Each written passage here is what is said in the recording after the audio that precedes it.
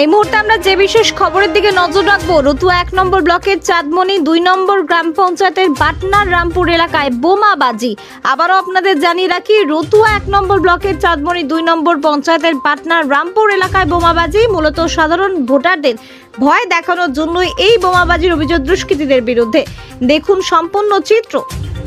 এখানে হচ্ছে কিছুক্ষণ প্রায় 10-15 মিনিট আগে দুটো লোক এলো বাইকে করে, দুটো বম ছুড়ে দিল, ফেলে টেলে তো চলে গেল। হতে পারে এটা বিরোধীদের চক্রান্ত। বিরোধী হতে পারে টিএমসিরা হচ্ছে এরকম করতে পারে। এখন যে হয়তো আমাদের পঞ্চায়েত তো দখল হয়ে গেছিল টিএমসির আমলে, সে হচ্ছে ওরা হচ্ছে ভোট এখন ভালো হচ্ছে না, তাই তার কারণে ওরা চক্রান্ত করে হ্যারাসমেন্ট করছে বিরোধীদের। এখানে হচ্ছে মুস্তাক আলমের ভোট বেশি আছে কংগ্রেসের, তাই হচ্ছে এখন তো অঞ্চল তো হচ্ছে আমাদের টিএমসি, তাই হচ্ছে মুস্তাক আলমের ভোট ভালো হচ্ছে, তাই আতঙ্ক করছে মানুষকে। এটা হচ্ছে মনে তো হচ্ছে কোটা বোমা, আমরা তো জানি না বংশগতে এদের কোটা আছে মানে কি কোটা বোমা হতে পারে। ভয় দেখানো হচ্ছে।